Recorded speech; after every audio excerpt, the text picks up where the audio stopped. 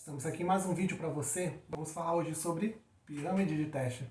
Mas desde já, te peço, se inscreve no canal se você não é inscrito, ativa o sininho, comentem, dá um like no vídeo e você já ajuda bastante o canal, tá bom? Então vamos lá, vamos falar sobre a pirâmide de teste. Não tem segredo, é aquela coisa de teste unitário, teste de integração, teste de sistema, integração de sistema, que muitos dificilmente você vê comentando sobre integração de sistemas, aceite e teste de aceite operacional. Vamos falar rapidamente de cada um deles, tá bom?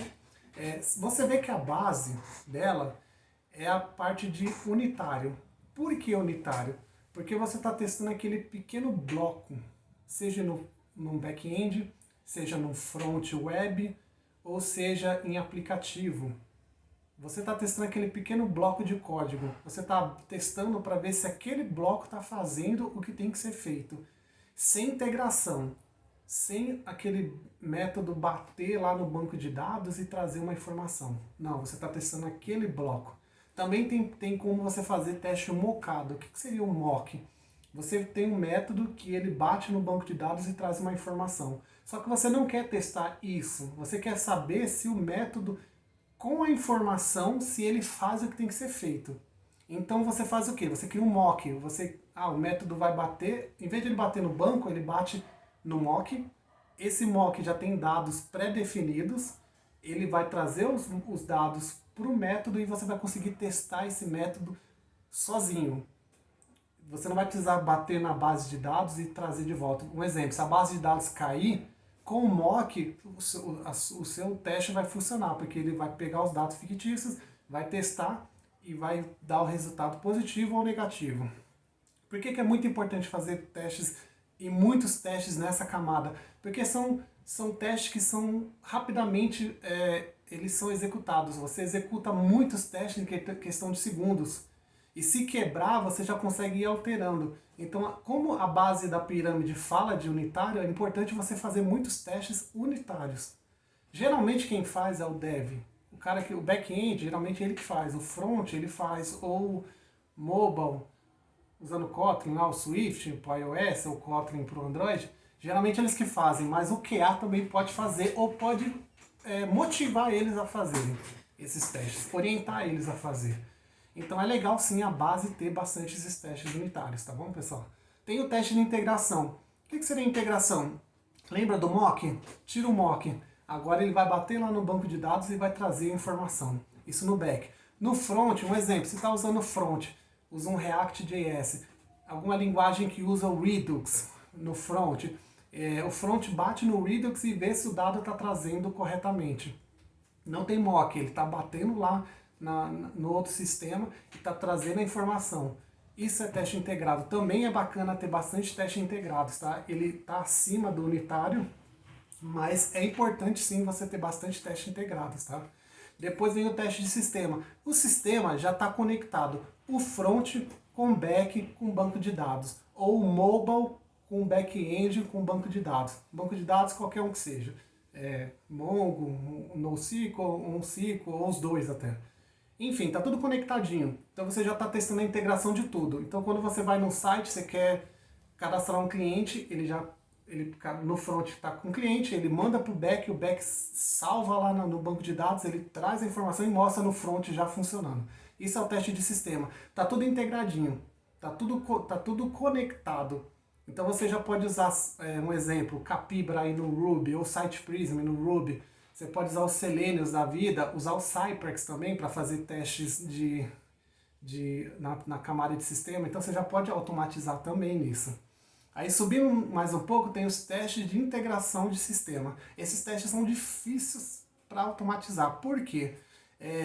Quando se fala de integração de sistemas, são outros sistemas que você tem que testar o seu sistema se comunicando com outro sistema. Quer um exemplo? Correios. Muitos sites usam Correios, ou quase todos usam os Correios, site de e-commerce. Então você faz um teste, o seu sistema já foi testado. Unitário, integração e sistema. Então você vai testar a comunicação dele com o site dos Correios. Só que quando você achar algum problema, Você vai identificar se é no seu sistema ou se é no Correios. Se for no Correios, você não pode fazer nada. O que você pode fazer é só reportar e torcer para que um dia eles corrijam. Mas se o problema não é no seu sistema, então você vai reportar isso e acabou.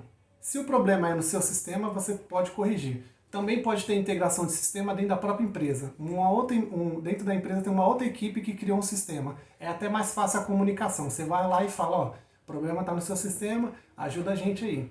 Então isso são integrações de sistema, é muito difícil automatizar isso, tá pessoal? Então eu acredito que é bem difícil automatizar. É possível? É, mas é difícil. Mas vamos lá. Depois tem os testes de aceite. Quando fala de teste de aceite, lembra que já foram feitos vários testes. Quando fala de teste de aceite, ele está olhando os requisitos que, no caso, o dono do produto pediu desde o começo. Se a Scrum, o PO, pediu, eu queria um produto que cadastrasse o cliente, que ele pudesse editar os dados do cliente, que ele pudesse excluir se ele quiser, que ele possa atualizar, enfim.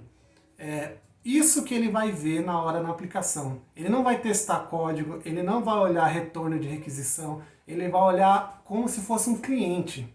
Como se fosse o cliente usando a aplicação do dia a dia. Um cliente que usa, se ele ia gostar da usabilidade, se ele ia gostar de como que está feito aquele sistema. Se está legal, se ele está rápido, se ele tá demorando demais. Tudo bem que é outro tipo de testes esses de ver se está rápido ou não, aí envolve teste de performance e tal. No caso, várias pessoas usando o sistema ao mesmo tempo. Mas o PO, ou o dono do produto, ele vai olhar se aquele software está bacana, se ele consegue usar ele.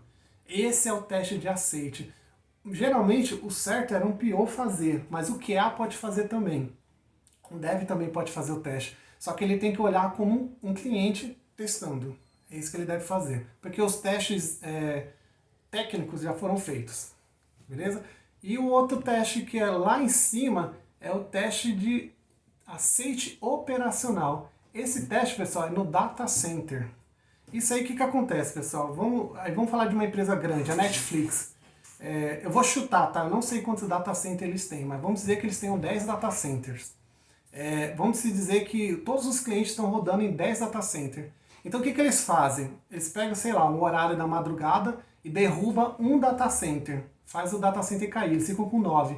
E aí eles vão olhar como que está o uso da aplicação. Se caiu, se ficou mais lento, se os clientes não estão conseguindo mais acessar.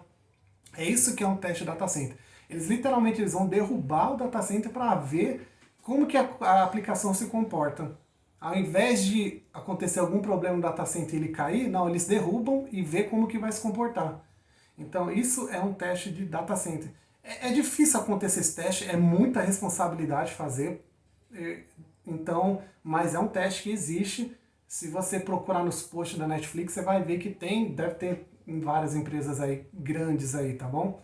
Então é isso, pessoal. A gente falou um pouco sobre a pirâmide de teste. Espero que você tenha gostado. Se puder aí, dá uma comentada aí, ajuda a gente aí a divulgar esse canal, tá bom, pessoal? Muito obrigado por ter assistido o vídeo até o final e valeu!